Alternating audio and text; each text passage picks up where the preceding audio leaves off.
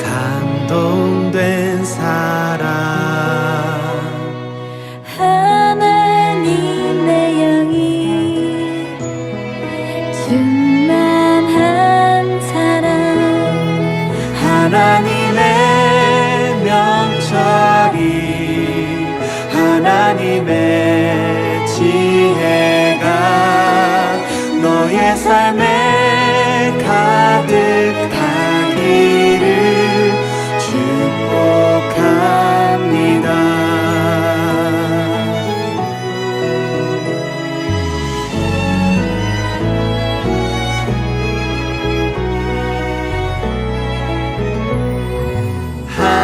하나님의 영에 감동된 사랑 하나님의 영이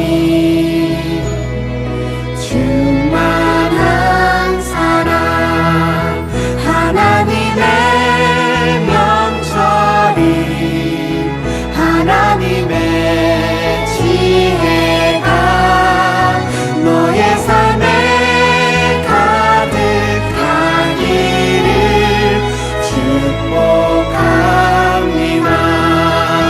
하나님의 명철이 하나님의 지혜가 너의 삶에 가득하기를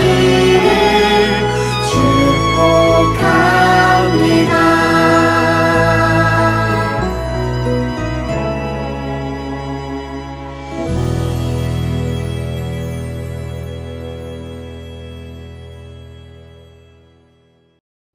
사랑의 하나님, 한 주간도 저희들을 하나님 은혜 가운데 건강하게 지켜주셔서 감사합니다.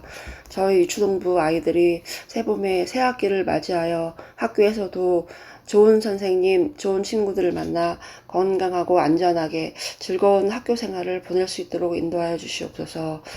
아직 코로나로 어려운 상황 가운데 온라인 예배를 드립니다. 이 시간 하나님 말씀 전해주실 목사님과도 함께해 주시고 마음과 정성을 다해 예배드리는 귀한 시간 되게 도와주세요. 예수님의 이름으로 기도드렸습니다. 아멘. 오늘 함께 나눌 말씀은 마태복음 23장 12절 말씀입니다.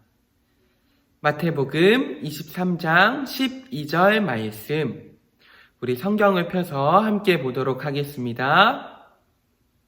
마태복음 23장 12절 말씀, 우리 한 목소리로 읽어보도록 하겠습니다. 시작! 누구든지 자기를 높이는 자는 낮아지고 누구든지 자기를 낮추는 자는 높아지리라. 아멘.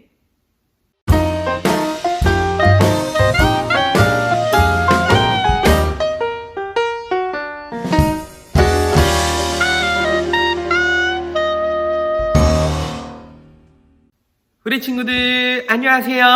만나서 반가워요. 어떻게 학교는 잘 다니고 있나요? 하루빨리 코로나가 사라져서 우리 함께 모여서 다시 기쁨으로 예배할 수 있으면 좋겠어요.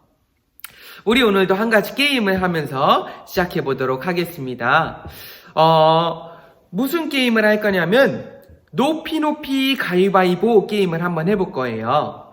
어떻게 하냐면 목사님하고 가위바위보를 하는 겁니다. 목사님하고 가위바위보를 해서 점점 위로 올라가는 게임인데 5가지의 단계가 있어요. 총 5가지의 단계가 있는데 먼저 짐승, 산, 별, 천사, 사람이에요. 그래서 목사님하고 가위바위보를 해서 한 단계 한 단계 올라가는 게임입니다. 가위바위보를 이렇게 총 목사님하고 5번은 이겨야 돼요. 그래서 온라인으로 하지만 목사님이 10번을 할 거예요. 그 중에 꼭 5번 마지막 단계까지 승리하는 우리 친구들 나올 수 있길 바래요. 자, 한번 해볼까요? 자, 손을 높이 들고 목사님하고 가위바위보 하는 거예요. 자, 해볼게요. 가위바위보! 이겼나요? 이긴 사람은 산이 되는 거예요. 산. 좋아요. 다시 가위바위보! 좋아요. 이긴 사람은 별이 됩니다. 짐승에서 산에서 이제 별이에요. 자, 세 번째 가위바위보. 좋아요. 이긴 사람은 천사, 진 사람은 계속 별 아니면 산 이렇게 있을 수 있겠죠. 자, 다시 네 번째 가위바위보.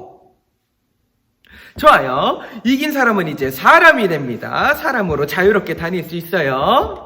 자, 다시 한번 다섯 번째예요. 가위바위보. 좋아요. 자, 짐승, 산, 별, 천사, 사람. 좋아요. 마지막 다섯 번은 이어서 해볼게요. 이긴 사람은 쭉쭉 높게 올라가면 됩니다. 자, 가위바위보. 다시 한번 가위바위보. 한 번 더 가위바위보. 자, 한 번 더 가위바위보. 자, 마지막 가위바위보. 좋아요. 이렇게 우리가 게임을 통해 위로 높게 올라가는 게임을 한번 해보았어요.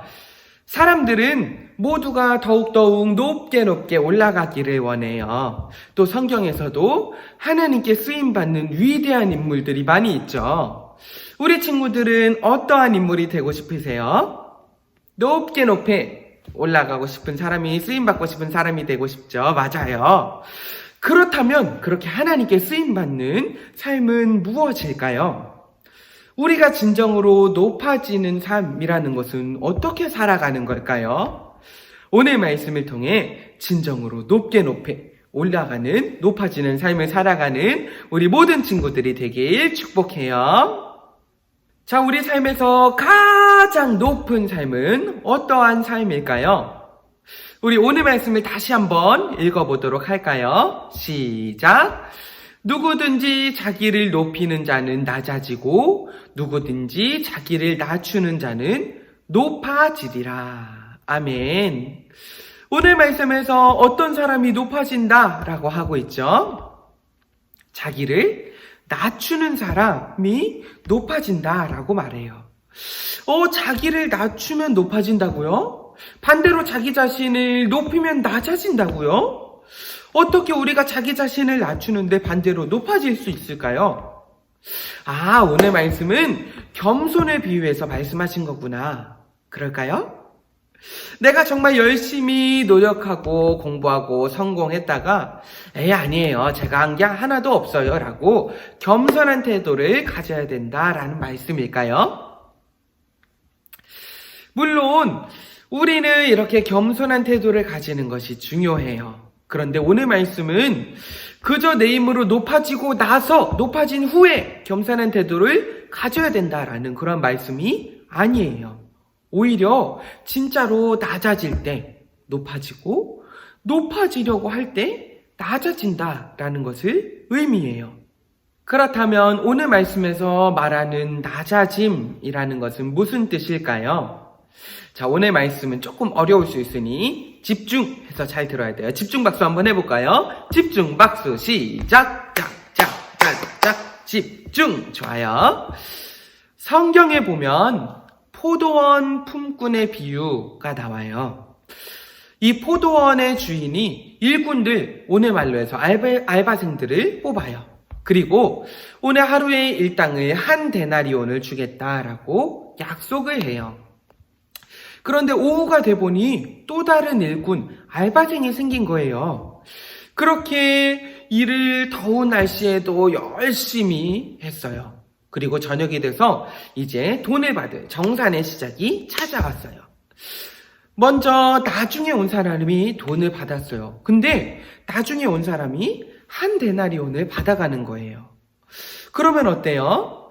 먼저 와서 열심히 일한 이 사람은 내가 더 받겠지. 나는 먼저 와서 열심히 일하고 했으니까 라는 생각이 들었겠죠.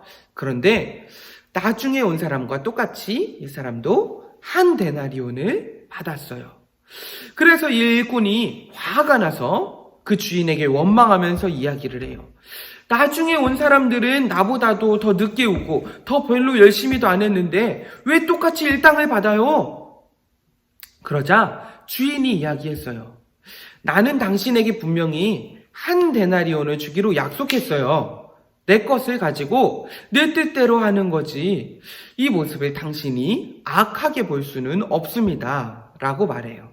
그리고 예수님은 이 비유를 천국의 비유라고 가르쳐 주세요. 참 이상하죠? 노력한 만큼 당연히 받아야 되는 거 아닌가요? 요즘에 사람들도 똑같은 생각을 가지고 있죠. 내가 노력한 만큼, 내 능력만큼, 내가 일한 만큼은 받아야지. 방금 포도원 품꾼 비유에서도 그 말씀에서도 동일하게 이야기를 했죠. 나는 아침부터 더위를 견디며 뻣뻣하게 일했는데 저 사람은 1시간밖에 일하지 않았는데 왜 모두 똑같이 돈을 줍니까? 자신의 능력대로 수고를 얻어야 공평하다라고 사람들은 말하죠. 공평하다, 어느 쪽으로도 한쪽으로도 치우치지 않다라는 뜻이죠. 여기서 잠깐 간단한 또 게임을 해볼게요. 어느 쪽으로도 치우치지 않는 게임, 빨대 균형 잡기 게임입니다. 꼭 빨대가 아니어도 젓가락이나 숟가락이나 이런 거를 한번 준비를 해주세요. 이 빨대의 균형을 한 손으로 이제 딱 잡아 볼 거예요. 잡고 나서 목사님이 하나, 둘, 셋 하면 이 손을 떼고 얼마나 누가 오래 버티나 하는 게임입니다. 우리 같이 한번 해볼까요? 자, 목사님이 여기 빨대를 준비했어요. 근데 혹시나 안 보일 수도 있으니 이번에 목사님 한번 나무 막대기로 해볼게요. 혹시 모르니까 자, 빨대도 한번 해볼게요. 자, 균형을 먼저 잡고 자, 목사님 하나, 둘, 셋 할게요. 자, 하나, 둘, 셋. 자, 다시 목사님 이번에 잘 보이는 나무젓가락으로 해볼게요. 자, 균형을 잘 잡아야 돼요. 자, 하나, 둘, 셋 합니다. 하나, 둘, 셋. 자, 우리 친구들은 계속 버티고 있나요? 오래 버티고 있나요? 균형을 잘 잡아야 돼요. 어느 쪽으로도 치우치지 않도록 균형을 온전히 잘 잡아야 돼요. 어떻게 우리 친구들 게임은 잘했나요? 균형 잡기 생각보다 어렵네요. 이렇게 균형, 공평하다라는 것은 생각보다 어려운 것 같아요. 자, 다시 아까 말씀으로 돌아가 보면은 자신의 능력대로 수고를 얻어야 세상은 공평하다라고 말해요. 그런데 우리가 한번 여기서 생각을 해봅시다. 정말 우리 능력대로 얻는 것이 공평한 세상일까요? 우리가 한번 우리 삶을 돌아보면서 생각을 해볼까요? 사실 우리의 능력대로 얻을 수만 있다면 정말 공평한 세상인 것처럼 보여요. 그런데 각 사람마다 그 능력은 달란트는 다 달라요. 즉 각자가 잘하는 능력의 기준이 모두가 다 다르죠. 어떤 사람은 정말 머리가 똑똑해요. 그런데 어떤 사람은 돌과 같은 내 머리라고 해요. 그렇지만 그 사람은 운동신경이 뛰어날 수 있어요. 그렇게 또 어떤 사람은 운동신경은 떨어지지만 사람을 기쁘게 하는 능력을 가지고 있는 사람들이 있어요. 관계를 잘 맺고 그 사람이 어딜 가든지 사람들이 너무나 기뻐하는 그런 능력을 가진 사람도 있어요. 우리는 이렇게 모두가 각자 다른 능력을 가지고 있어요. 각자 능력의 기준이 다르죠. 그런데 이 세상에서는 동일한 능력을 요구해요. 어떤 이는 공부는 잘하지 못하지만 집에 돈이 많아서 사교육으로 높은 성적을 받았어요. 그런데 어떤 이는 정말로 똑똑해요. 하지만 집이 가난해서 아까 저 친구보다 성적이 잘 나오지 못했어요. 그리고 사람들은 이 능력에 따라 얻어야 된다, 수고를 얻어야 된다라고 말해요. 그런데 이 사람들이 말하는 능력주의는 공평하다라고 말하지만 각자가 가지고 있는 능력, 환경이 모두가 다 다르죠. 공평하지 못해요. 이미 시작부터가 공평하지가 못해요. 그런데도 세상은 동일한 능력, 돈과 공부, 명예라는 높은 기준만을 이야기를 해요. 그리고 가장 큰 문제가 있어요. 이러한 기준을 우리가 따라가다 보면 내 능력으로 얻은 거야, 나는 능력이 없어 라는 나 자신만 생각하는 개인주의가 돼요. 그래서 나한테만 살아가는데 시선이 오게 되죠. 즉 우리에게 능력을 주신 분, 그 달란트를 주신 분에 대한 감사는 모두 없어지고 내 능력, 내 수고만을 바라보게 되는 거예요. 아무리 수고하고 노력해서 내 능력으로 얻었다 해도 그 삶에는 감사가 없는 거죠. 아무리 내 능력으로 얻었다고 해도 내 능력으로 조금 더 하면 저걸 얻었을 수 있었을 텐데 라고 하면서 그 능력주의의 삶은 감사가 없어요. 과연 감사가 없는 그 삶이 정말 기쁜 삶, 진정한 행복한 삶, 가장 높은 삶이라고 말할 수 있을까요? 오히려 감사가 없는 그 삶은 결국 날마다 우리를 불행하게 느끼게 만들어요. 우리 오늘 말씀을 다시 한번 읽어볼까요? 함께 읽어볼까요? 시작!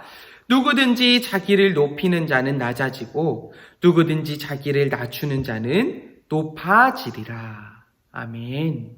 자기의 능력을 높이며 살아가는 사람은 결국 감사가 없는 가장 낮은 불행한 삶을 살아가게 되죠.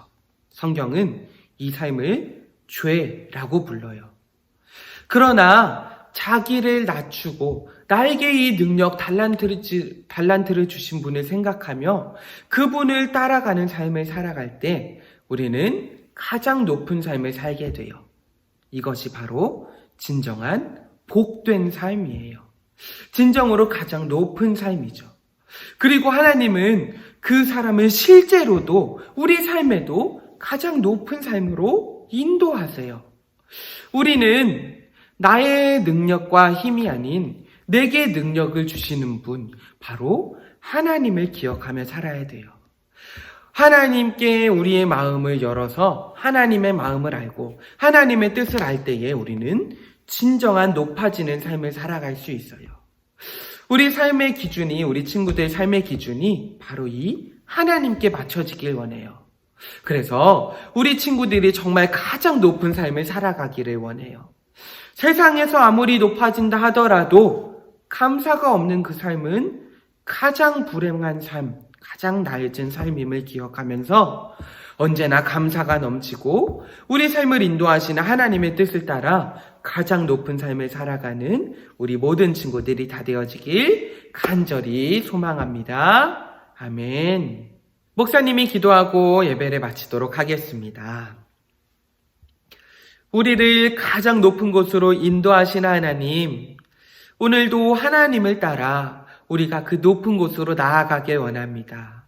세상은 계속해서 이것이 가장 높은 삶이다 말하지만 감사가 없는 그 불행한 삶이 아니라 하나님을 따라 가장 높은 삶을 살아가는 우리 모든 친구들이 다 되어질 수 있도록 인도하여 주세요.